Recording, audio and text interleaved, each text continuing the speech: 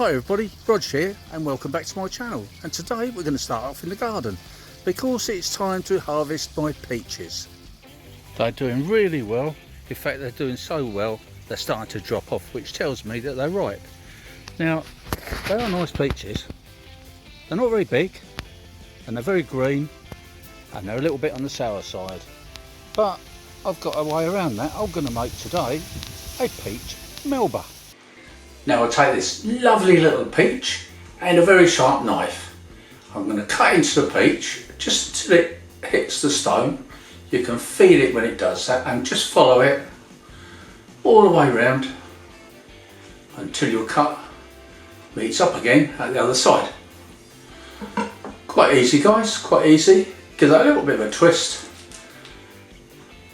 and there's the stone inside, so we just need to take that out and then we can carry on with our filling.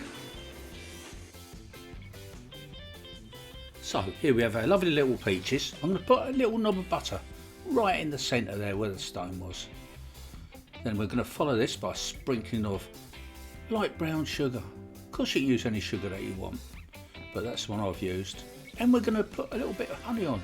Now remember, these peaches are quite sour, so you know, a bit of sweetness won't go amiss. It will do the world of good, make them so much better. So on we go with some lovely runny honey.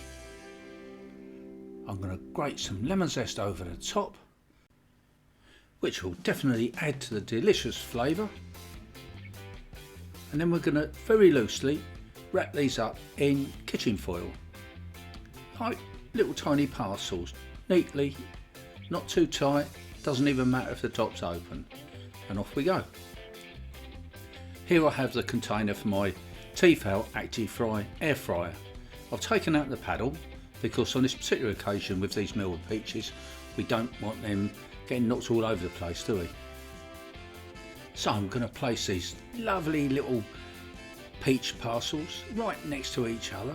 There we go, I've got one more to go. We'll pop this last one in, then I can close the lid, switch it on, and we're going to cook these down for about 10 minutes or 15 minutes. Then this is what you've got. Don't they look lovely?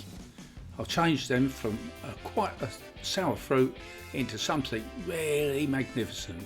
We just need a little bit of ice cream to go there, and of course a little drizzling of a raspberry coulis to go over the top. Now, just to get a little bit on the chefy side, we're going to dot a little bit around the plate. Don't have to do this, of course, but doesn't that look good? Thanks for watching guys. Please don't forget to subscribe to my channel if you haven't already done so, and I'm looking forward to seeing you again in the next video. Bye for now.